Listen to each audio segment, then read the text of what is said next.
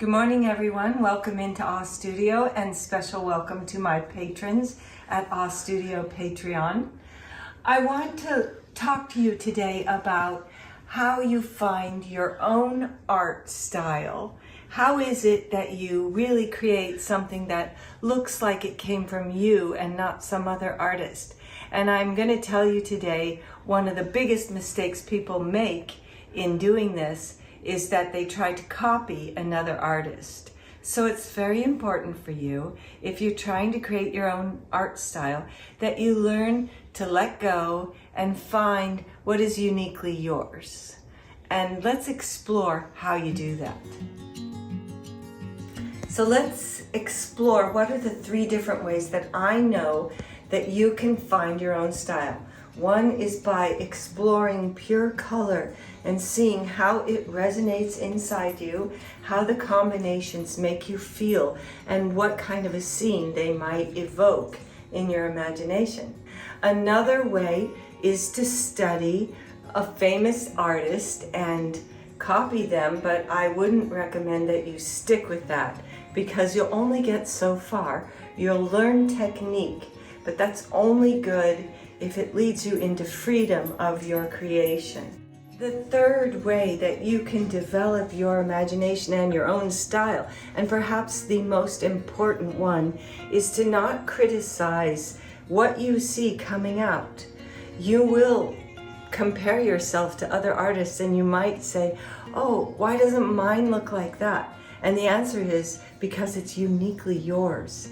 And learn to look into that and find places that you really love in what you've created and build on that.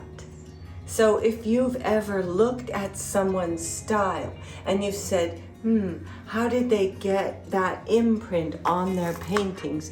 You know that there's something about it that you can't quite say what it is, but it is just uniquely them. For example, look at this portrait of my grandma and this one of George Floyd. Can you see that the same person did them? And I think certainly if you were to view these 2 paintings separately, you could see a similarity in stroke or something that is an imprint unique to it. Let's start with one of the best ways I know to get you into the imagination. It's pure color. And even if you aren't going to do this exercise yourself, I think just watching it is going to help you to feel the expansiveness that pure color can bring to you. So we'll start with yellow and just allow yellow to stream from the upwards portion of the page. And I'm going to add more and more water to my brush to make that lighter.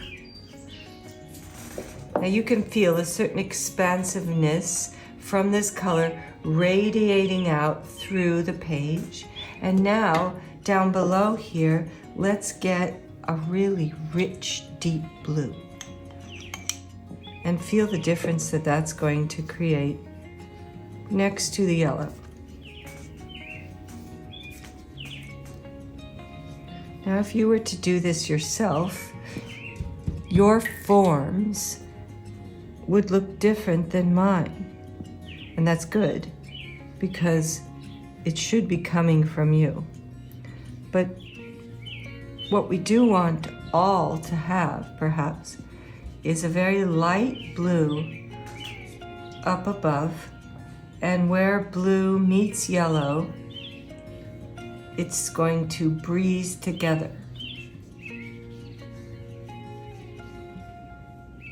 A very important aspect. And you can see that I can quickly begin to create green here by just allowing the blue to work into the yellow. And I'm just going to do it so delicately.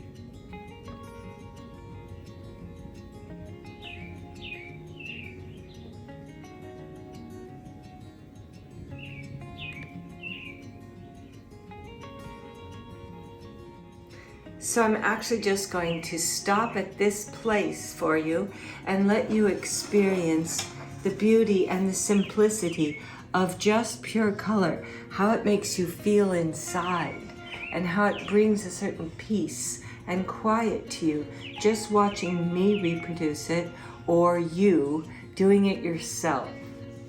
So this is a very simple, but the very first step in learning to find your own style is to paint with pure color and experience how it feels for you inside when you see the colors moving on the page and how you want to move them, how you want to form them.